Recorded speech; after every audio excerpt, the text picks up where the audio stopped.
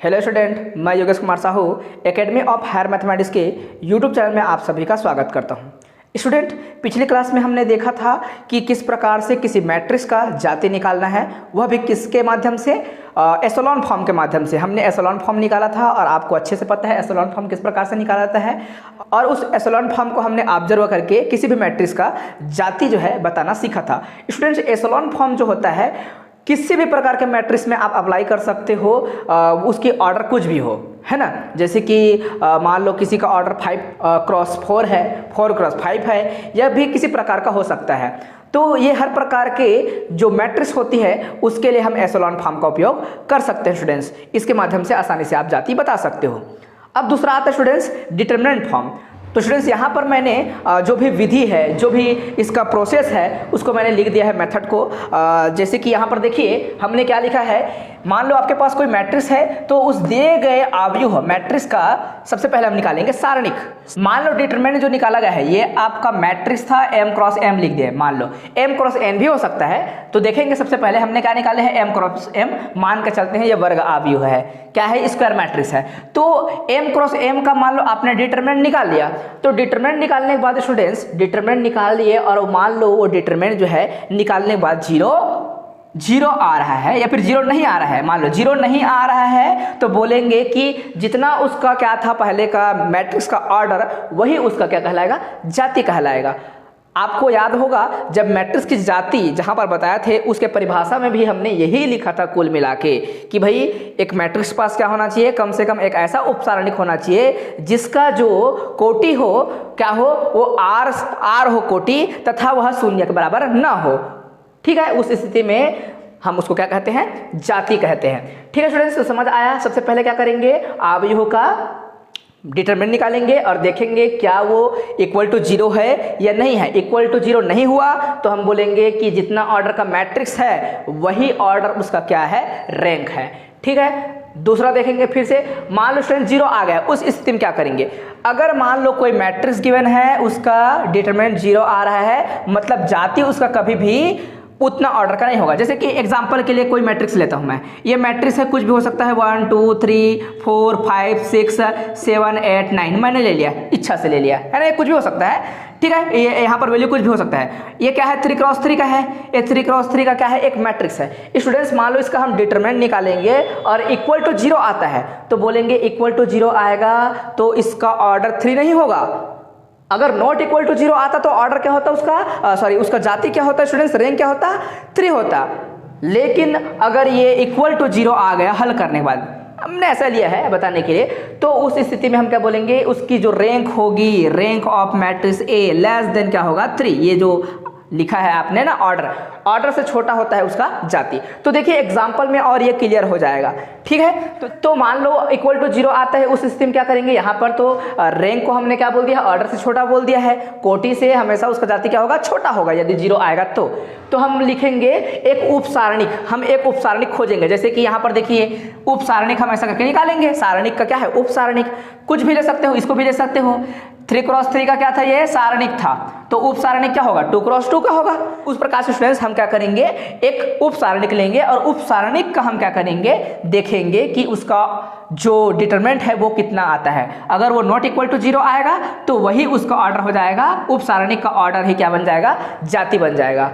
ये जो शब्द जितना प्रयोग कर रहा हूं वो क्वेश्चन से ज्यादा क्लियर होगा, फिर वो डेफिनेशन भी आपको याद हो जाएगा। स्टूडेंट्स यहाँ पर सिर्फ प्रोसेस लिखा गया है, जब करेंगे तो प्रोसेस ऑलरेडी याद हो जाएगा आपको। तो घबराइए नहीं कि समझ आया कि नहीं आया, वो अपने जगह है, लेकिन कॉपी में आप लिखना, और जैसे ही हम करेंगे तो आपको सारे चीज क्लियर हो जाएंगे। ठीक है, तो चलिए स्टूडेंट्स, जो भी हमने प्रोसेस बोला है उसको हम अप्लाई करते हैं। एक एग्जांपल दिया है, मैट्रिक्स दिया है, और इस मैट्रिक्स की आपको जाति निकालना है।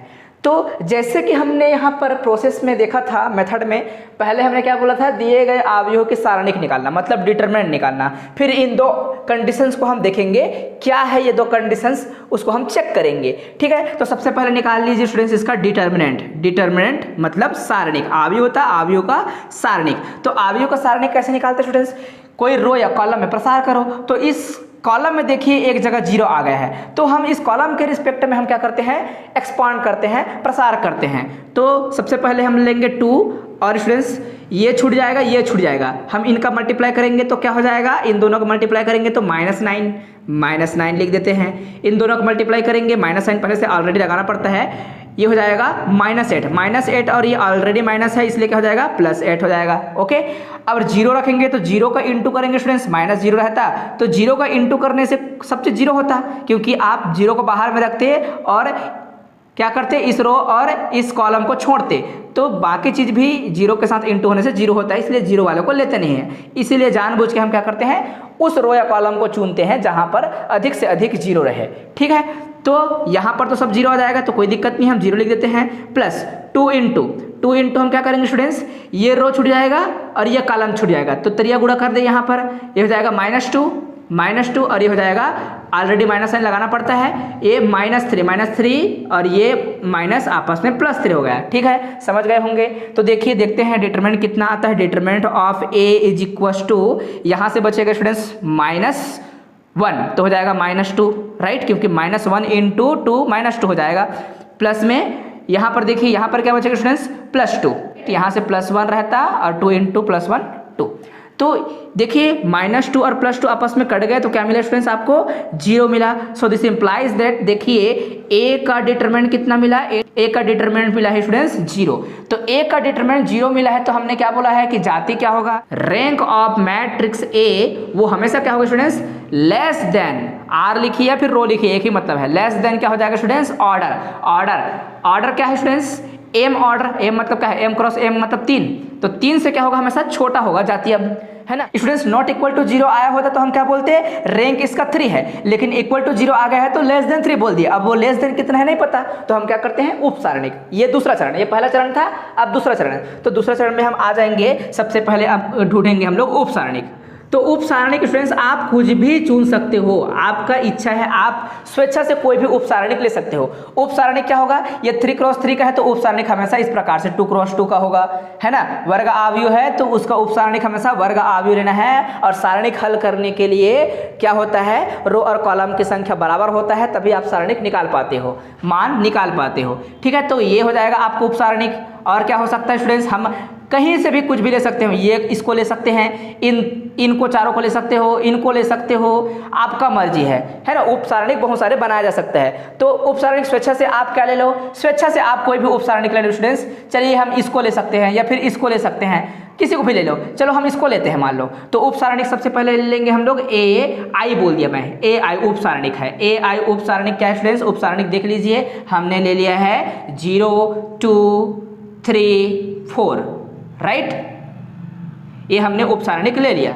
अब हम उप सारणिक का क्या निकालेंगे, मान निकालेंगे। आगे फिर बढ़ते हैं हम लोग, मान को निकालेंगे, उप सारणिक का मान। ये उप सारणिक मैं AI बोल दिया हो ना, आप स्वेच्छा से कुछ भी नोटेशन दे सकते हो।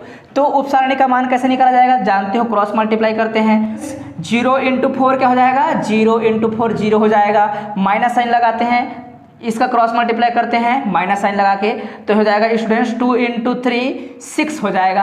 आपको क्या मिला यहाँ पर, जो भी वैल्यू मिला स्टूडेंट्स वो क्या मिला है, this implies that AI is equal to -6 students. आपको क्या मिला है, -6। इट मीन्स दैट आपको क्या पता चला कि ये जो उप सारणिक निकाले हो उसका ऑर्डर क्या था, 2 क्रॉस 2 था ना, 2 क्रॉस 2 का उप सारणिक था, वो 0 के बराबर नहीं है, ये 0 के बराबर नहीं है। जिस ऑर्डर का उप सारणिक होगा जाति क्या होगा, उतना ही होगा। यहाँ पर क्या था, उप सारणिक n क्रॉस n का था तो जाति n मिल गया।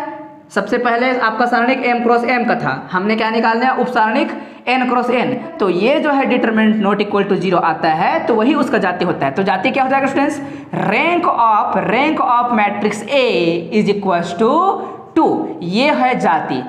ठीक है, जाति कितना है स्टूडेंट्स, इस मैट्रिक्स की जाति है 2। ठीक है, इस मैट्रिक्स की जाति कितना है, 2। किसी प्रकार कोई कंफ्यूजन नहीं होना चाहिए यहाँ पर। ध्यान रहे स्टूडेंट्स, ये उप सारणिक कुछ भी ले सकते हो, आपका मर्जी, चाहे इनको लीजिए चाहे इनको लीजिए, किसी को भी लीजिए। अगर आप लोग जो है मान लो 0 वाला ले आए तो जरूरी नहीं है, आपको ढूंढना है नॉन जीरो कौन सा है। सारणिक चूज कर लिया और उसका वैल्यू मान लो 0 आ रहा है, तो आप दूसरा उप सारणिक देखो, क्या ऐसा दूसरा उप सारणिक भी मौजूद है क्या, मतलब कोई भी एक कम से कम उप सारणिक मौजूद होना चाहिए जिसका मान क्या आए, जीरो के बराबर ना आए, ऐसा होना चाहिए। ठीक है स्टूडेंट्स, एक एग्जाम्पल और देखते हैं जिसके माध्यम से जो डिटरमिनेंट मेथड है वो और क्लियर हो जाएगा। जो भी हमने यहाँ पर मेथड लिखा है, जो स्टेप्स हैं वो स्टेप्स आपको और क्लियर हो जाएंगी। देखिए हमने एक मैट्रिक्स ले लिया है जिसका ऑर्डर क्या है 3x4, रो की संख्या 3 है और कॉलम की संख्या 4 है स्टूडेंट्स। तो देखिए इसका हम क्या निकालेंगे डिटरमिनेंट। स्टूडेंट्स आपको पता है कि 3x4 मैट्रिक्स का डिटरमिनेंट नहीं निकाला जा सकता। हम क्या निकाल सकते हैं 3x3 का, 2x2 का। तो फिलहाल हम क्या करेंगे, इसके लिए हमने यहाँ पर कुछ शब्द लिखे हैं, उसको समझिएगा। दिए गए आव्यूह की उप सारणिक 3x3 से अधिक कोटि का लेना संभव नहीं है, उससे अधिक कोटि का बनाना संभव नहीं है। तो हम क्या करेंगे, अब उप सारणिक निकालेंगे। ये सारणिक बना नहीं सकते इसलिए हम इसका क्या निकालेंगे, उप सारणिक निकालेंगे। अब देखिए उप सारणिक क्या है स्टूडेंट्स, हमने लिख दिया है यहाँ पर उप सारणिक ai, मतलब 1 रखेंगे तो a1 पहला वाला, दूसरा तीसरा। तो बारी बारी स्टूडेंट्स हम क्या करेंगे, यहाँ से हम उप सारणिक बनाना चालू करेंगे। जैसे कि पहला रो, दूसरा रो और तीसरा रो एक साथ रख देंगे तो क्या हो जाएगा 3x3 का एक उप सारणिक मिलेगा। ठीक है, फिर दूसरा बार में कुछ और अलग तरीके से ले लेंगे। तो देखिएगा बारी बारी से हम लेते हैं। ये स्टूडेंट्स सबसे पहले हमने लिया 1 2 1 और 2 4 2, ये आपने ले लिया 3 6 3, ये आपने ले लिया। तो एक देखिए ये हमारा एक उप सारणिक बन गया पहला वाला। दूसरा वाला उप सारणिक क्या बनेगा स्टूडेंट्स, इसी प्रकार से और इन तीनों को ले लीजिए। स्वेच्छा से आप कहीं से भी ले सकते हो, है ना। या और दूसरा उप सारणिक लेते हैं स्टूडेंट्स ये और ये दोनों, है ना। आप स्वेच्छा से कहीं से उठा सकते हो। ठीक है, हमने ले लिया 1 2 1, फिर स्टूडेंट्स है 3 6 3 और 1 2 2। मैं डिटरमिनेंट बनाऊंगा, ये आपका डिटरमिनेंट है स्टूडेंट्स। ओके, तीसरा वाला क्या बना सकते हैं आप, है ना। तीसरा वाला हम क्या लेंगे स्टूडेंट्स, तीसरा वाला देखिए, तीसरा वाला इन तीनों को ले लेंगे स्टूडेंट्स, तीसरा वाला, है ना। तो तीसरा वाला आपका डिटरमिनेंट बन जाएगा 2 4 2 3 6 3 और 1 2 2। ठीक है, और क्या क्या बच गया स्टूडेंट्स, और हम किन को ले सकते हैं, और कॉम्बिनेशन बताइए। ये वाला लेंगे और किसको ले सकते हैं, इसको ले सकते हैं, इसको ले सकते हैं। जाएगा एक और डिटरमिनेंट बन रहा है 1 2 1 और 2 4 2 और 1 2 2। इस प्रकार स्टूडेंट्स हमने डिटरमिनेंट निकाल लिया है।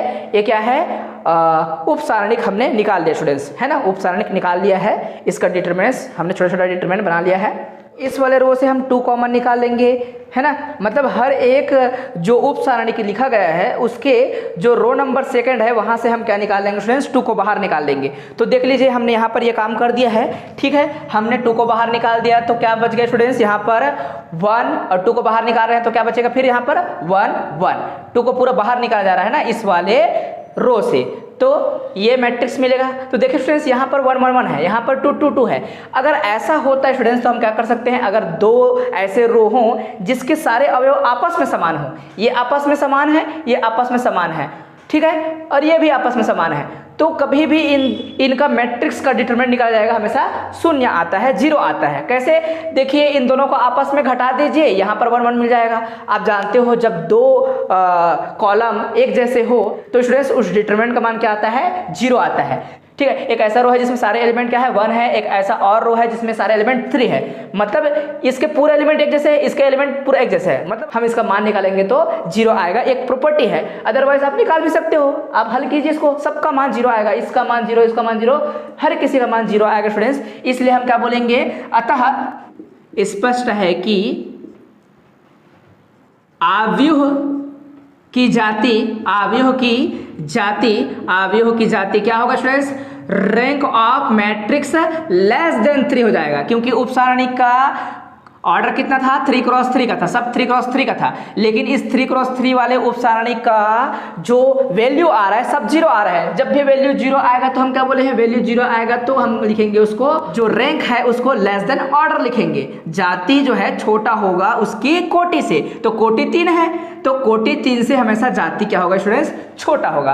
तो हम क्या करेंगे, उप सारणिक लेंगे, तो कोई भी एक उप सारणिक ले लीजिए। उप सारणिक मतलब यहाँ से उठाइए या यहाँ से उठाइए, कहीं किसी भी जगह से एक उपसारणिक ले लीजिए स्टूडेंट्स। अब हम क्या लिखेंगे, एक उपसारणिक लेते हैं। उपसारणिक हो जाएगा, हम लिखेंगे यहाँ पर I2 उपसारणिक हमने ले लिया, कोई भी ले सकते हो स्वेच्छा से, तो मैंने ले लिया है, इसको ले लिया, तो 1 1 2 2। देखिए स्टूडेंट्स, इसका जब वैल्यू निकालेंगे तो वैल्यू कितना आएगा, ये हो जाएगा 2 2 माइनस में 2, तो स्टूडेंट्स इसका वैल्यू तो 0 आ जा रहा है। तो क्या आप ऐसा बोलेंगे क्या कि इसका वैल्यू 0 आ रहा है, मतलब जो रैंक है वह रैंक क्या हो जाएगा, 2 भी नहीं है, ऐसा मत बोलना। हम ढूंढेंगे कहीं पे और, यहाँ पे 0 आ गया कोई बात नहीं, हम दूसरा कोई लेंगे, है ना। आपको सारे सारे 0 मिलते ही तब प्रॉब्लम है, तो और ढूंढेंगे। चलो इसमें 0 आ रहा है तो कोई सा और करेंगे, क्या और ऐसा कोई मौजूद है जिसका वैल्यू 0 ना आए, तो खोज लेते हैं स्टूडेंट्स ऐसा कुछ वैल्यू जिसका 0 ना आए। देखिए ये वाला उपसारणिक, यहाँ पर देखिए एक उपसारणिक और यहाँ पर भी है एक उपसारणिक, है ना, इनका वैल्यू कभी भी 0 नहीं आएगा। ठीक है, तो कोई भी आप स्वेच्छा से ले सकते हो, आपकी मर्जी है। यहाँ पर भी इसका वैल्यू 0 नहीं आएगा, मतलब एग्जिस्ट करता है, यहाँ पर एग्जिस्ट करता है ऐसे वैल्यू जिनका मान पूरी तरीके से 0 नहीं आने वाला। तो कोई भी एक ले लीजिए, यहाँ पर एक उपसारणिक ले लिए 3 3 1 2।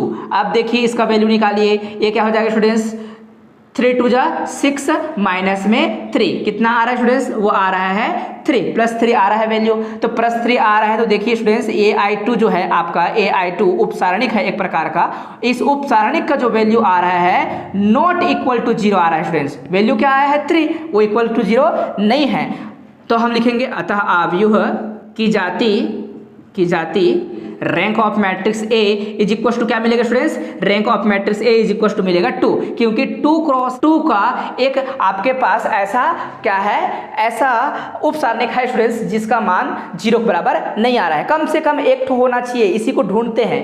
कई बच्चे जबरदस्ती इसको 0 ला लेते हैं, तो ये 0 आ रहा है तो कोई दूसरा खोजो। स्टूडेंट्स अगर ऐसा होता कि सारे सारे उपसारणिक का मान है 0 होता, उस स्थिति में हम क्या कहते हैं कि इसका रैंक 2 भी नहीं होगा, 2 से भी कम होगा, ऐसे बोलते। लेकिन कम से कम एक तो उपसारणिक ऐसा मौजूद है जिसका वैल्यू जो है 0 नहीं आ रहा है, तो उसी एक उपसारणिक को ढूंढना जरूरी होता है।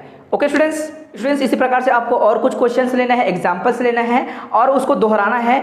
ये जो प्रक्रिया हमने किया है उसको बार बार दोहरा के देखना है कि आप पूरी तरीके से क्या जाति निकाल सकते हो, है ना। तो ये काम आपको करना है, प्रैक्टिस करना है, ठीक है। यदि समझ नहीं आता है तो कमेंट करना और वीडियो को रिपीट करके देखना, कहीं पे दिक्कत हो तो बिल्कुल क्वेश्चन कर सकते हो। कोशिश करूंगा स्टूडेंट्स कि आपके सारे जो समस्या है उसका मैं समाधान करूं। स्टूडेंट्स आपसे पुनः मुलाकात होगा मेरे नेक्स्ट वीडियो में, तब तक के लिए मुझे विदा दीजिए। जय हिंद, वंदे मातरम।